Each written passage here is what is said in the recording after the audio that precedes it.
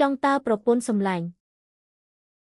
នរណាជាប្រពន្ធអ្នកកុំចេះតែនិយាយផ្ដេសផ្ដាសយប់មិញនៅមុខកញ្ចក់កន្លងបន្ទប់អូនមិនមែននិយាយបែបហ្នឹងទេពិតមកទៅតាំងពីចាប់ផ្ដើមថ្មីផ្ទះនេះគឺជាកម្មសិទ្ធិរបស់អូនហើយថ្ងៃនេះបងនឹងឲ្យគេទៅយកអីវ៉ាន់ពីអាផាតមិនរបស់អ្នកមកថងចាន់ឲ្យលឿនពេកទេដឹងអត់ត្រូវពេលនេះខ្ញុំនៅតែរៀបចំ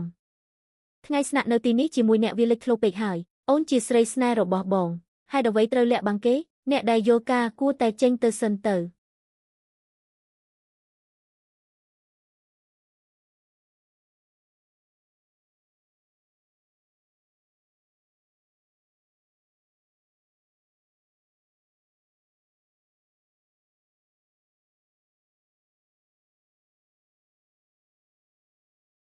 ជូនប្រពន្ធខ្ញុំទៅធ្វើការចាំបាច់ត្រូវប្រយ័ត្នចាំម៉ោងចេញពីធ្វើការចាំខ្ញុំមកទទួលអូន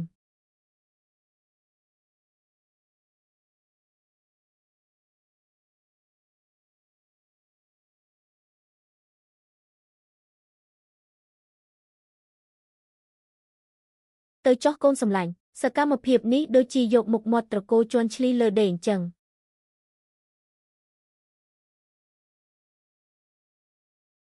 គាត់ធ្វើបែបនេះគឺប្រឆាំងនឹងគ្រួសារទាំងមូលហើយលោកប៉ាឥឡូវនេះត្រូវស្រីម្នាក់នោះបោកបញ្ឆោតអស់ចិត្តអស់ថ្លើមហើយកូនស្រីត្រកូលលោនឹងត្រឡប់មកស្រុកកំណើតវិញឆាប់នេះបើគាត់បង្កើតរឿងអាស្រូវបែបនេះតើត្រូវឆ្លើយបំភ្លឺខាងត្រកូលលើយ៉ាងម៉េចទៅ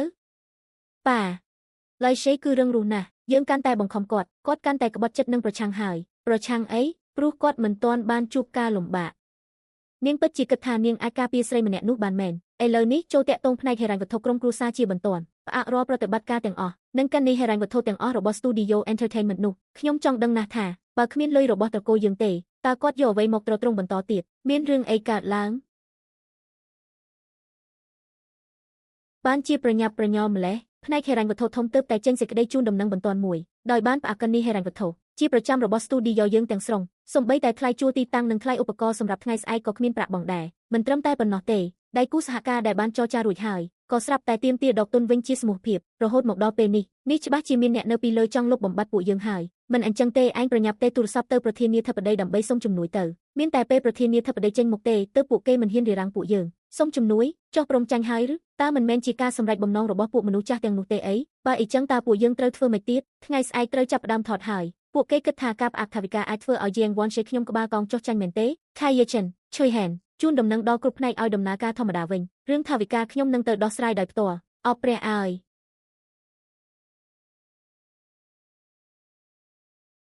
មិនមែនកូនស្រីទំពាំងបាយជូរលឺឆេកឯឈ្មោះលឺឆេងរ៉ែនទេអីលឺឆេងរ៉ែនហោះហេតុអ្វីបានជានាងមកក្រុមហ៊ុនយើងឯងប្រហែលជាមិនទាន់ដឹងទេដឹងយីថាម្សិលមិញឮថាលោកតាឆៃមិនខឹងយ៉ាងខ្លាំងហើយបានអញ្ជើញនាងត្រឡប់មកវិញពី Wall Street ទាំងយប់នេះគឺជាមនុស្សតែម្នាក់គត់តែត្រូវបានទទួលស្គាល់យ៉ាងផ្លូវការគឺជាគូដណ្ដឹងរបស់មេអឺចប់ហើយនាងតូចមកដល់ទីនេះហើយតើពួកយើងនឹងត្រូវគ្រោះថ្នាក់ហើយមែនទេបុគ្គលិកទាំងអស់នៅក្នុងក្រុមហ៊ុនដែលមិនស្គាល់មេឃនឹងដីត្រូវបណ្ដេញចេញឲ្យអស់មកនៅលើទឹកដីរបស់ Lu Chengren ខ្ញុំអ្វីទៅដែលមិនអាចលាក់ទុកបានបាទចាស់អនុប្រធានលោ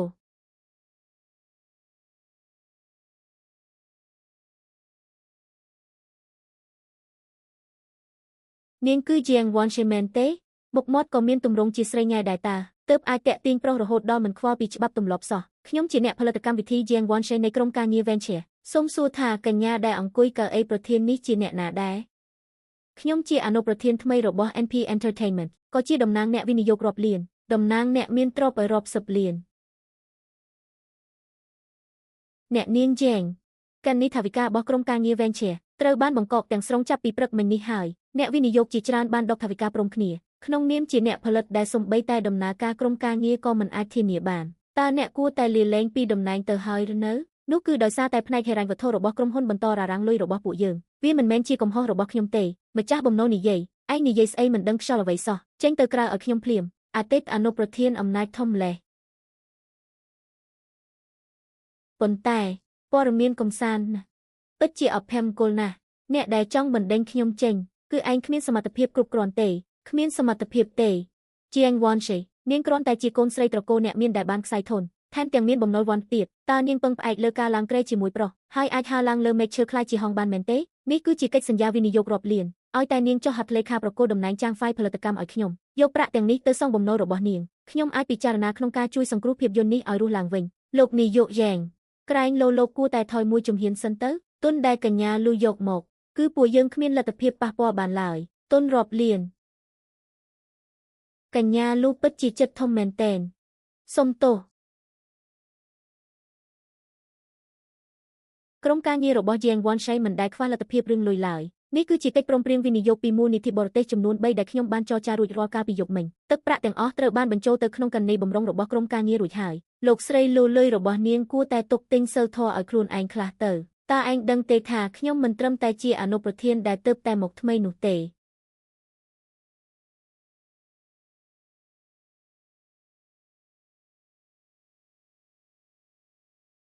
ប៉ុន្តែខ្ញុំថែមទាំងជាមនុស្សដែលលោកតាធំត្រកូលឆេនបានកំណត់ផ្ទាល់ជាអនាគតកូនប្រសាររបស់គ្រួសារឆេនទៀតផងឯងគ្រាន់តែជាមនុស្សស្រីដែលគាត់ចិញ្ចឹមទុកចោលក្រៅផ្ទះដើម្បីយកមកធ្វើជាឧបករណ៍បំភាន់ភ្នែកគេប៉ុណ្ណោះឲ្យតែខ្ញុំងក់ក្បាលគឺឯងសំបីតែឱកាសបម្រើការក៏គ្មានដែរគ្មានតតែសោះឥឡូវនេះខ្ញុំក្នុងនាមជាអគ្គម្ចាស់ស្រីចេញបញ្ជាឲ្យឯងចេញពីក្រុមហ៊ុននេះជាបន្ទាន់ភ្លាមបែបនេះជាងវ៉ាន់ជាចប់ហើយនឹងហើយអនុប្រធានលូគឺជាអនាគតគូដណ្ដឹងរបស់លោកឆេនតាអគ្គម្ចាស់ស្រីក្រែងលោធ្វើឲ្យនាងខកចិត្តហើយប្រុសរបស់ខ្ញុំក្រៅពីខ្ញុំកុំសង្ឃឹមថានរណាម្នាក់អាចប៉ះបានឡើយអ្នកនាងតែខាងណាហ៊ានធ្លាក់ចុះមក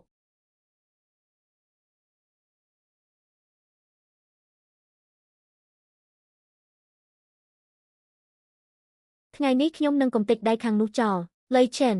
បងមិនក៏បងមកទីនេះភ្ញាក់ផ្អើលទេអត់ទេ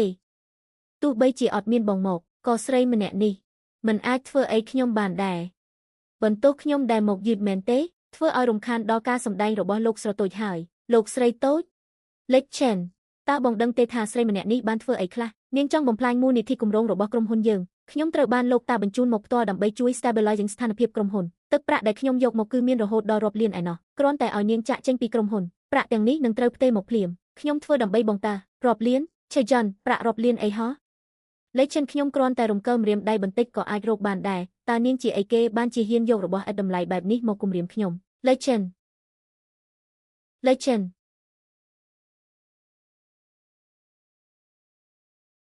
អ្នកណាជាអ្នកកំណត់ថ្ងៃរៀបការអ្នកទៅរកអ្នកនោះទៅថ្ងៃនេះខ្ញុំនិយាយឲ្យច្បាស់នៅទីនេះជាច្បាប់របស់ Entertainment ច្បាប់របស់ខ្ញុំ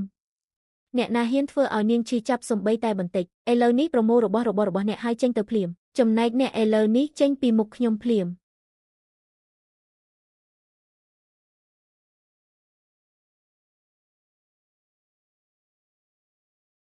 លោកអ្នកសារព័ត៌មានមិញនេះប្រហែលជារំខានបន្តិចហើយប៉ុន្តែសំបីតែគូដណ្ដឹងក៏មកគ្រប់ដល់ផ្ទះហើយតើអ្នកគួរតែពន្យល់ឲ្យខ្ញុំមួយម៉ាត់ទេអូនច្រណែនមែនទេអ្នកណាច្រណែនខ្ញុំគ្រាន់តែមិនចង់ឲ្យរឿងអីមួយកើតឡើងដោយគ្មានហេតុផលខ្លាចជាមនុស្សទី3ដែលបំផ្លាញគ្រួសារអ្នកដទៃតែចូលមកជ្រៀតជ្រែកក្នុងទំនាក់ទំនងរបស់ពួកគេជាងវ៉ាន់ឆេឡ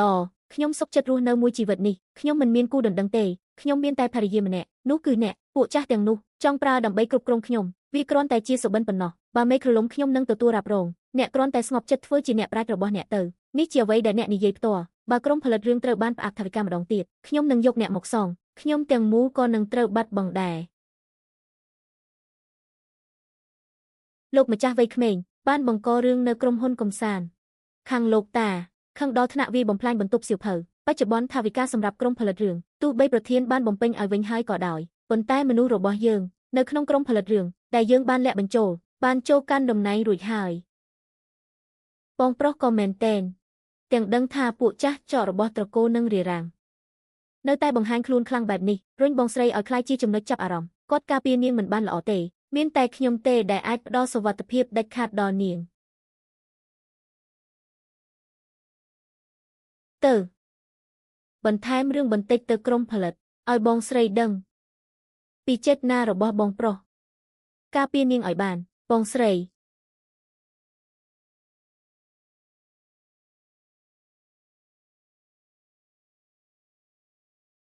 ខ្ញុំឃើញថាអ្នកមិនបានផឹកទឹកពេញមួយព្រឹកទេខ្ញុំចេតនាមកមើលអ្នកឡើងទៅហេតុអ្វីអ្នកមកទីនេះថ្ងៃនេះអ្នកមិនរវល់ទេខ្ញុំចង់មកមើលអ្នក